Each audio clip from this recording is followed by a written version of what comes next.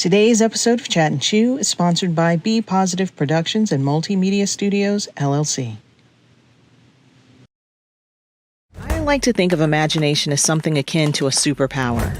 Used in the right context for good, it can help bolster our aspirations and propel us closer to our goals. We visualize the outcome of our accomplishments and work toward attaining said thing.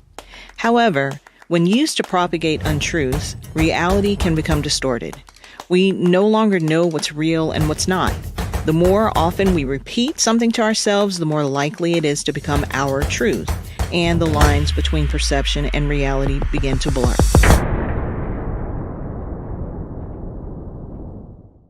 And that, ladies and gentlemen, is a wrap.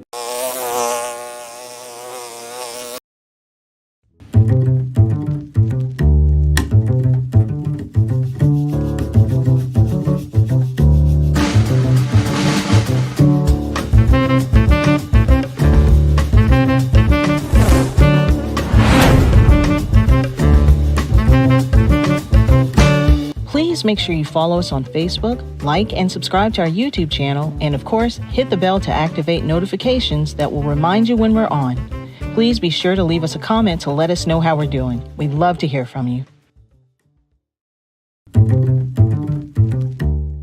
Hello everyone, this is Glen Warren, founder and executive director of Fathers Forever. I want to share an alarming reality with you. 627,000 fathers are incarcerated that have kids under 18. Now, there are 56,000 moms incarcerated who have kids under 18. The reality is there are so many more fathers incarcerated than moms. This is why I Am a Father Forever book exists. Now, I need your help. I am inviting you to help us get this book into as many fathers incarcerated as possible. Here's how it works. For your donation of $22, we will provide a book to an incarcerated father. Thank you in advance for helping Fathers Forever heal fathers and save families.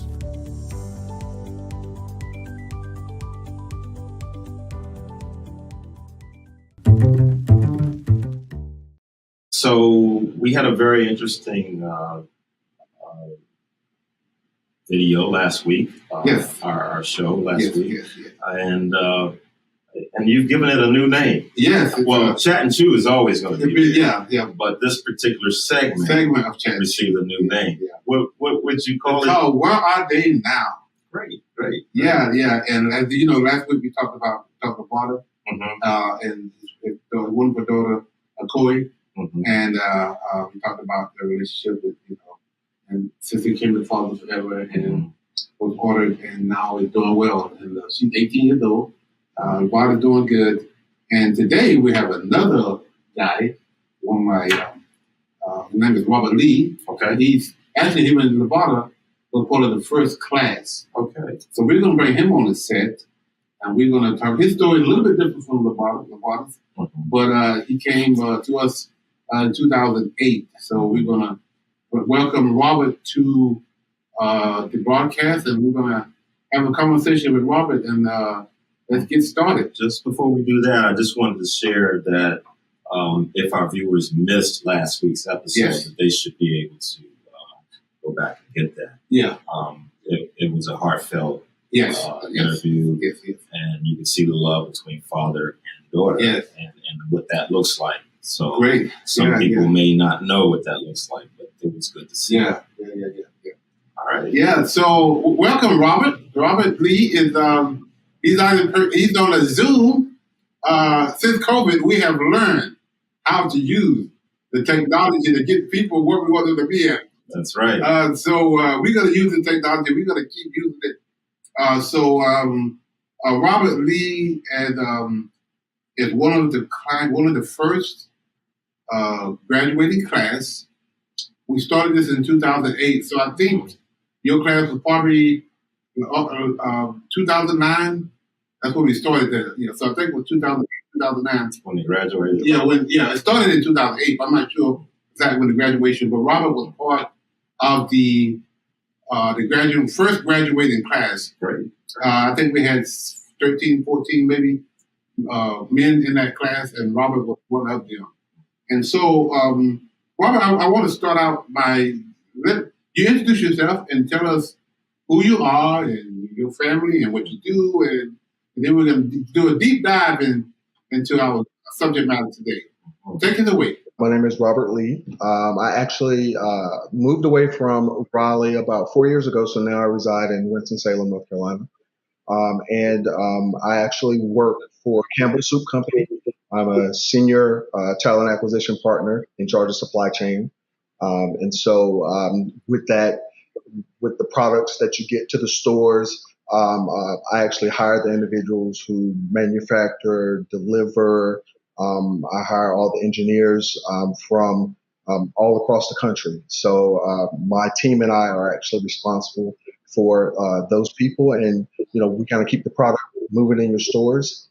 Um, I have been married with my wife for about 15 years, and we got a crazy story. We've been together since the seventh grade, but as far as college, that was kind of a blur on my end. But then afterwards, before we got married, I ended up with a son before the marriage, and then I ended up with another one. But she definitely embraced the things that I did and gave me an opportunity to grow up pretty much, and accepted my kids just like her own. So we actually have two children together. We have a 26-year-old, and we also have a 14-year-old daughter, and three dogs that I hope you don't hear because they're Shih Tzu. So there's yappy, yappy, yappy sometimes. So yeah.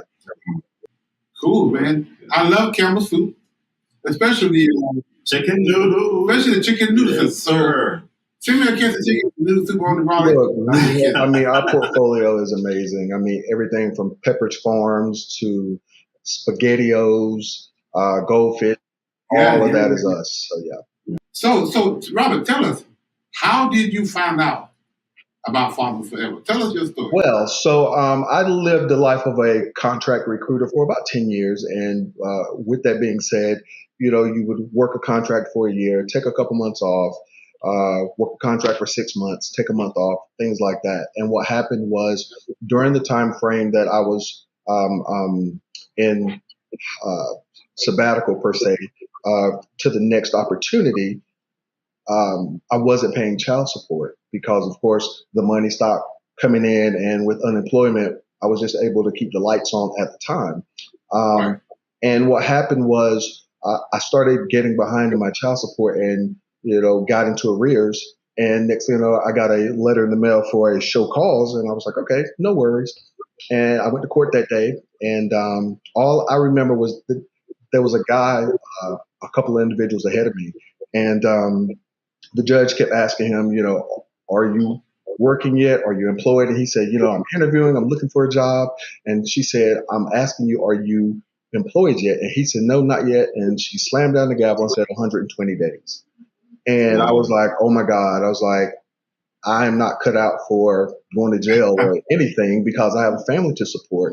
And the attorney that I had came to me and said, let me see your income. And I showed him everything. And he said, well, your income has gone down like 75%. He said, I see why you're here. And then he said, I think that I can get you into this program. He said, just let me see what I can do. So he came back and he gave me the information. I immediately just signed up. First class was crazy. I sat down, and just like Glen and I have discussed in the past, the first thing that I said is, I don't belong here. I said, because I'm a college graduate, I make a lot of money, and I just, got caught up in the hustle and bustle of contracts. And I thought that I was better than everybody in that room, to be perfectly honest, until all those guys started telling their stories, and week in and week out, they're telling stories. And probably by week 3, I was like, I am just like everybody in this room, because we had the same story. Everybody was talking about the exact same thing. And it didn't matter if I had a college degree or if I was outside cutting grass. We were all in the same boat together. So We hear that all the time. And, and we see sometimes in the third in about the third or fourth class, what you said is reality. It hits you like, we got the same issues here. And I think for the most part, when they do come to us, they are sizing each other up, and basically we're judging at that point, and it's like, no, I belong in that other class Right. with people that were probably more of my peers than the ones that we have. But as you said, that story becomes the same story for everyone, Right. eventually, and there's no difference from the first one in or the last one that came in. So Right. we see it at each new class. We see the same type of scenario that occurs. Right. And, Right. yeah. So what was some of the classes that impact you the most? The first one I can really say it hit home, but it was something that I saw that day when you taught the financial literacy and you brought the bank in to talk to the Yeah. guys about opening up a checking account and a savings account. Now I did all of that, but there was this one guy that came in late and he was so excited, and we weren't supposed to be late, we had to be on time, and Right. he was so excited, but he was so excited because he had just purchased his first car. And it Right. wasn't the fact that he was a young guy. He was a guy who had always worked hard and struggled, but he had accomplished that. And he was so excited about the financial literacy piece. They taught him how to save money, things of that nature. And one guy, I used to call him Hustle Man because every time he came in on a Saturday, he used to always talk about um, he knew a place that was hiring. He always said that. He was like, man, if you want a job, I know who's hiring. I know who's hiring. And then one time he came in and he said, man, look, it's the holidays. Honey baked ham is hiring. If you don't mind smelling like ham. And he said, even if you don't sell all the food, you get to take some home. He said, but if you want to put some money in your pocket, that's where you want to work at. And I was thinking, I was like, man, you come in here every Saturday with an idea of who's hiring. He knew all of that. And so I told Glenn, I said, Glenn, why don't we get a board to where you can put who's hiring so these people can go look and try to get employment and try to get out of the rut that they're in. And then the class that really well, I don't know if it was a class or conversation, but the guys were just talking about never knowing how to interview and didn't know how to do resumes. And I was like, that's what I do. I've been doing that for 20 years. And I told Glenn, I said, when I graduate this class, if you don't mind, I would love to come help you with that piece, because that's what I do for a living. And so from there, man, it was just a fact of just the examples that Glenn was just giving us. The very unique thing about Glenn's class is Glenn taught the class from the perspective of the man having the children and not the woman. Because one of the problems with the way that we think that men are built is that we always feel like she's trying to get over on us, regardless of the money that we give in child support. We always felt that, why does she have on new sneakers? Why does she have on new clothes? Why is her hair done? That money is for my kid. Spend it on my kid. But Glenn made so many amazing points. He indicated about when your kids are at home and they have heat and they have air, how does that bill get paid? Whenever they get sick, and who's up with them at night when they're sick if you're not there? And I was just sitting there and I was like, oh man, I never saw it that way at all. But hearing it come from his perspective, I was blown away. And I would come home and I would tell my wife, I was like, oh my God, I learned this today in the class. And she laughed at me one day. She said, you really enjoy that class, don't you? I said, I do. I said, you just learn so much. And it's just the fact of hearing it come from a man to say, this is what I had to do in order to make ends meet. This is what I had to do to make this work. And it made me look at things differently, because when I would go on, when I would go from one contract to another contract, I would always say, they'll get it when I get it. And I never thought about, the fact that she still had to pay the light bill. She still was buying. Yep. I didn't see it that way because I'm saying, well, if I get it, I'll make sure he gets the money and everything is fine. And no, it doesn't work that way. It has to be steady income because you never know what they're depending on. Yeah, you remember that class we had with Bill Cosby when we were doing the money part? What about money Yes. one? Oh, yes. Yes, I do. That was funny. That was And we funny. still do that We today. still do that class today. Yeah. Yeah. Hmm. Robert, if you don't mind, and Glenn, if you don't Yeah. mind, I have a question for you. Yeah. One of our chapters that we discuss a lot of, which is probably turned out to be my favorite class, and possibly Glenn's favorite. I'm speaking for Okay. you, but it's a word that you just spoke of, your perspective, Hmm. and at some point you had to have a paradigm shift. Can you recall when that happened and your whole perspective had to change? I Well, think you've already alluded to some of it, mhm. but can you elaborate on that? I could elaborate on one thing that Glenn said. He talked about there were times whenever he would take his last $5 and buy cold medicine, but he would be depending on that child support check to be in the mail because he needed it. And that's when it just hit me in the face. I was like, oh man, I was like, I've been so selfish, being concerned about me and thinking that if I, you know, I'll give her the money when I get it, not I'll give her the money because she needs it. And I didn't think about it that way, that she needed it regardless of how I felt or not. It wasn't about me and her. And that's what guys don't understand. They make it sometimes about them and the woman. And it's the woman, excuse me, it's the man and the kids. That's your responsibility. And regardless of what she does, she's taking care of your children if you're not there. And a lot of men aren't there because the relationship isn't there anymore. And that's the thing that really hit me was when he said that I was waiting on that money. And I was just like, man, I never even saw it like that. Right. And as our viewers know, Glenn, you were a single father. Yeah, yeah. So, you know, one of the things, Robert, as you know, I mean, what Robert did do when he did finish the class, and we get a lot of guys that say, I want to help when I finish. They don't always help, and I understand that. But Robert did come back Right. and did teach the class many classes afterwards, a few years. And I think your job changed and you had to relocate.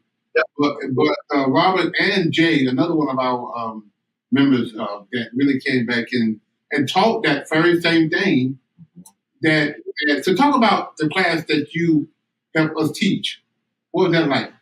So the class that I helped teach was pretty much um, I wanted to show the guys how it felt to be interviewed, to whenever they're trying to gain employment, to try to take care of their responsibility, their children, um, how to interview, what to expect with interview questions. But I also wanted them to have resumes. And so what I would do is I would tell them, I would look, just bring me what you have, and I will read over it, rewrite it if I have to. But one thing that I used to tell them is I said, so many people have interview anxiety, and all an interview is a conversation. Because at the end of the day, nobody knows exactly what you do but you.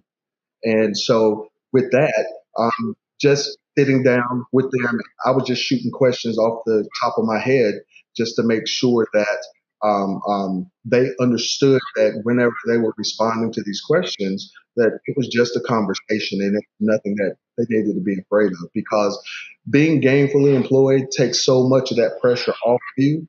And a lot of guys that would, go from job to job, that would be sitting on them all the time. And the fact of the matter is they could not take care of their responsibility and ran the risk of being incarcerated in the meantime. So um, the class that Jay and I taught revolved around being workforce ready, occupational ready, and then just having the ammunition to go in with the resume, the interview. I remember when Glenn had the store that had the clothes in there for the guys to dress. I went through my closet and just cleaned out stuff and just brought because I was like, I had the opportunity to dress.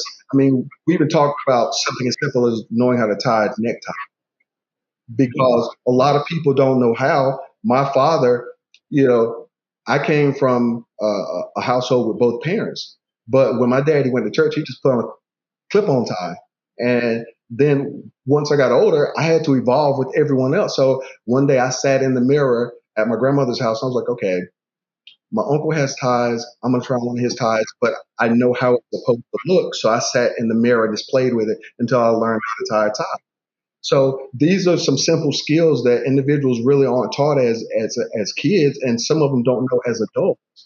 So I just wanted them to be ready, prepared, confident, and just be able to put the best foot forward during those interviews. So one of the classes you talked about the occupational readiness, and about doing the mock interview and doing those things. So in closing, what was one of the? I think you may have answered this already, but what did you get from Fathers Forever? And kind of follow up with James' question that really changed your whole concept about fathers. Seeing the situation on the other side, single father as opposed to single mother. That's what did it for me because I never put two and two together. I was like some of those other guys that were complaining about their girl getting their hair done, eyebrows done, things like that. And you talked about real life situations from a man taking care of their children. And that made me want to do better because now it wasn't about me. It wasn't about her. It was about the kids. So what would you say to a father now that has been ordered and it's going to be enrolled in Father Forever? What would you say to that guy? Be open minded because we have preconceived ideas of the way that life should be. Society paints a picture for us that sometimes we see it through a cloudy lens. You need to actually sit back, be open minded, and just listen. Some of the things could be simplistic in nature, some could be complex, but it's the fact of the matter is, at the end of the day, you have to take yourself out of the equation. It's about the child. It has nothing to do with the mother. Sometimes it has nothing to do with the father, but that child would be here if you two did not create that child. So now that's your responsibility. Did the classes help your relationship with the mother of your kids? That it made me more responsible as a father because one mother moved away, one mother moved away and got married, and so it was my wife and I, and so just being able to come to her and now understand as a husband now and as a father of two children that are outside of the home, there are certain things that I needed to do, but I needed to do I think he gets it, and or not that he gets it. I think he got it, and he's running with it, and we appreciate that. Yeah. So, in closing, just kind of sum up, in your estimation, what things that we bring to the table that can help other men and women, for that matter, as it relate to co-parenting. And we said it before: the best parent is both parents. And as I would say first and foremost that communication, and you have to be adults about the situation also. There can't be a bunch of arguing back and forth and nitpicking things. Um, you truly have to be able to communicate to co-parent. Um, Honestly, my sister is a great example of it. I used to talk to her about all of the classes that I had with you, and she's co-parenting now. And at first, it was very rocky, and I don't know if my nephew's father went through your class or what. He has made, when I say a total 360, and he does everything. And I can't be upset with him because it started out rocky. He does an amazing job, and it's all about communication. Whenever she doesn't like to ask him to do anything, but now I've noticed that he'll ask her if something needs to be done, and He has my nephew a lot, along with his other children, and he pours a lot into them. Support. I actually drove to Durham last weekend because my nephew was baptized, and he wanted my nephew and his other children all baptized at church together, and they did that, and I was there to support. And my nephew now, in his mind, regardless of his mom and dad not being together, he has a complete family just because he gets to spend ample time with both. He enjoys spending time with his father. He loves, of course, my sister, but they co-parent so well. And to sit back and look at it, it makes me feel good because I see a lot of deadbeat fathers that don't want to have anything to do with their children. Egos are in the way, and you don't understand. You're not hurting that woman, you're hurting that child. Gotcha. So I think we're about to wrap up, but I really thank you, Robert, for sharing your story with us and being a part of the this new segment that we're going to be running. Where are they now? I'm very proud of you of the work that you're doing and continue to do. And congratulations to you and your wife in about 15 years and your new position at Campbell Soup thing. And just keep doing what you're doing, man. Keep being the proud father that you are, and tell other men, encourage other men as well. Be sure to stop by the office if you're back in Raleigh, ever just passing through. You're in Winston-Salem now, right? Yes. I actually stay in a town right on the border of Winston-Salem. I stay in rural North Carolina, and so it's very country. One day I was going to Walmart and I had to stop because I had wild turkeys going across the street. So I was like, hey, go ahead. Yeah. They've been trying to get us to come to Forsyth County, which is in Winston-Salem, thereabouts. We're trying to work on how we're going to do that one day. So anyway, thanks a lot for your time. And tell your wife I said hello. Thank And you. we'll get back with you. And again, thank you for your time. Appreciate it, man. Thank Absolutely. you. Anything you need, just let me know, Glenn. We'll do, sir. Sounds great. Great. All right. Thank you both. All right. Thank you. All right. Bye-bye. Well, James, what do you think about that? Robert? Well, Robert is another example of the quality of our expertise in terms of the message, the material, the content that we bring to the table. Because a lot of folks feel that,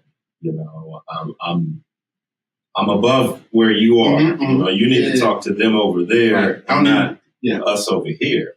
And that proves them wrong every time. Yes. And I'm saying it proves them wrong because I see it, and that's back in 2008, 2009 time period. Right. I'm We in 2021, and I'm witnessing that same thing, which also, at the end, they are glad they attended, and I like that because I know the message that we're driving home is one of truth. Right. And that message is definitely for our men to be men. Right. And to grow up. Right. And do what men are supposed to do. Yeah, so I'm glad to, we've been consistent since 2008, the first class. Absolutely. And we teach the same thing, James, the same thing we teach it from class we teach it now. In fact, we put our curriculum in a book. Right. And the very first class he talked about is in the book. So, Robert, we want to thank him for coming and sharing his story. Absolutely. And for the audience and for our viewers, we're going to continue to watch the broadcast every Thursday night. Yeah, 8 o'clock. 8 o'clock. You can watch it live. You can go back and watch the review. The repeat of it. And anytime you want to. Right. Well, for our viewers, we want you to, if you're on Facebook, to like our page, follow us on Facebook, and share it with your friends. And if you're on YouTube, not quite the same. If you're on YouTube, subscribe to our channel, click the notification bell so that you'll know when we're on, and you'll be able to catch our episodes there too. So we are, if they do that and we do what we do, we're good. We're cooking with gas. Yes, well, we'll sign off for tonight, and until we meet again, we'll say so long and be safe.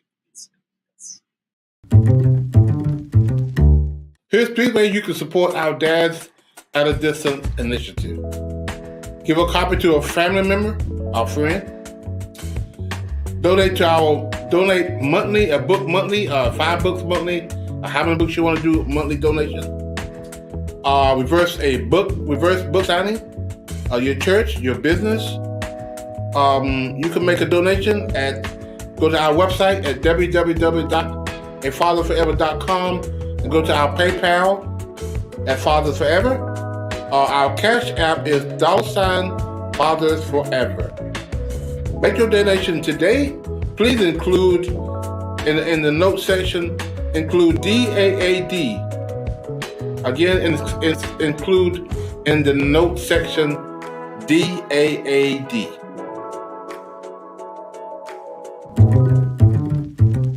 If you or someone you know would like to be a part of the show, please visit our website at www.afatherforever.com or call us at 919-779-9905. The Chat and Chew podcast streams Thursdays at 12 p.m. on YouTube and Facebook. To schedule a reverse book signing or to find out more information about how you can become a part of the programs you've heard us mention today, please be sure to stop by our website as well. Hello, everyone. Welcome to Fathers Forever University. My name is Glen and I will be your instructor. Fathers Forever University is a remote learning experience where we take our 12-week class and we meet here every Thursday night from 6 until 7, and we talk about fatherhood. We talk about domestic violence. We talk about where your child support money is going. We teach classes about fatherhood and how important it is to be in your child's life. So these 12 weeks is going to be very important for you guys to understand and the concept of fatherhood and what we're trying to teach you. Fathers Forever University is broken down into 12 weeks, and you can start at any time during those 12 weeks. The key to it is finishing those 12 weeks. Every lesson is in lecture format, where you listen to that lecture, and then on Thursday nights, we discuss that lecture.